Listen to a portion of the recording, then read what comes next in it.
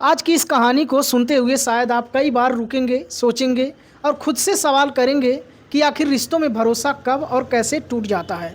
यह सिर्फ एक हत्या की कहानी नहीं है, यह एक ऐसे रिश्तों की कहानी है जो प्यार से शुरू हुआ, शक में बदला और अंत में खून पर खत्म हो गया।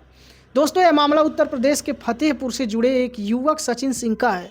सचिन ने करीब 4 महीने पहले अपने ही गांव की रहने वाली श्वेता सिंह से परिवार के खिलाफ जाकर प्रेम विवाह किया था। दोनों परिवार इस रिश्ते से खुश नहीं थे। समाज का डर, परिवार का दबाव और विरोध, इन सबको नज़रअंदाज कर सचिन और श्वेता ने कोर्ट मैरिज की और एक नई जिंदगी शुरू करने का फैसला किया। शादी के बाद दोनों कुछ समय गुजरात के सूरत में रहे, जहां सचिन एक प्राइवेट फैक्ट्री में काम करता था। लेकिन हालात अनुकूल नहीं रहे और करीब 1 महीने बाद दोनों वापस उत्तर प्रदेश आ गए। कानपुर में सचिन ने किराए का ऑटो लेकर चलाना शुरू किया और दोनों एक अस्पताल की बिल्डिंग के ऊपर बने किराए के कमरे में रहने लगे। दोस्तों, सचिन का कहना है कि वह अपनी पत्नी से बहुत प्यार करता था। वह खुद ठंड से जैकेट नहीं खरीद पाया, लेकिन पत्नी के लिए खरीद लाया। अपने परिवार से रिश्ता तोड़ चुका था, सिर्फ श्वेता ही उसकी दुनिया थी। लेकिन धीरे धीरे उसके मन में शक जगह बना ली। श्वेता के अकाउंट में लगातार पैसे आ रहे थे। जब वह पूछता था तो जवाब मिलता कि नानी भेजती है, लेकिन शक बढ़ता गया। फिर आती है 16 जनवरी की वह रात जिसने सब कुछ खत्म कर दिया। सचिन दोस्तों के साथ पार्टी करने गया था। रात करीब 9 बजे उसने श्वेता को फ़ोन कर कहा कि वह आज घर नहीं आएगा। श्वेता ने कहा कि वह थकी हुई है, दिन में सो नहीं पाई थी, इसलिए जल्दी सो जाएगी। सचिन ने फ़ोन काट दिया, लेकिन उसके मन में कहीं न कहीं बेचैनी थी, वही शक, वही डर। रात करीब 11:30 बजे सचिन अचानक बिना बताए घर लौट आता है। कमरे का शटर अंदर से रस्सी से बंधा था। उसने हाथ डालकर रस्सी खोली और जैसे ही अंदर गया, उसकी आंखें फटी की फटी रह गई। उसकी पत्नी श्वेता उसी बिस्तर पर 3 गैर मर्दों के साथ लेटी हुई थी। एक पल में उसका पूरा संसार टूट गया।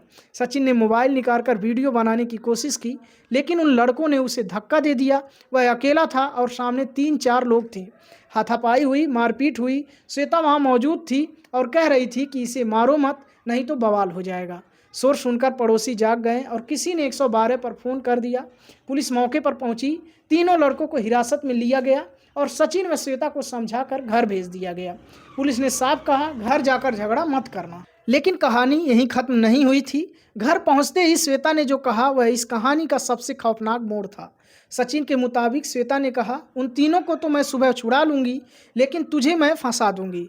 तू अब बच नहीं पाएगा, चाहे यहीं पर मुझे मार दे, लेकिन मैं उन्हीं के साथ रहूंगी। यह शब्द किसी चाकू से कम नहीं थे। सचिन का गुस्सा, अपमान, डर और टूटे हुए भरोसे का दर्द एक साथ फट गया। उसने कहा कि उसी आक्रोश में उससे श्वेता की गर्दन दबा दी। कुछ पलों में ही सब कुछ खत्म हो गया। श्वेता मर चुकी थी। डर के मारे सचिन वहां से भाग गया। कई घंटे इधर उधर भटकता रहा। उसके मन में एक ही बात थी कि अब उसका कोई नहीं है। परिवार पहले ही उसे छोड़ चुका था। श्वेता के परिवार ने उसे भी कभी स्वीकार नहीं किया था। आखिरकार उसने खुद पुलिस स्टेशन जाकर सरेंडर कर दिया और कैमरे के सामने पूरी कहानी बता दी। पुलिस ने उसके निशानदेही पर कमरे से कंबल पर लिपटी श्वेता की लाश बरामद की।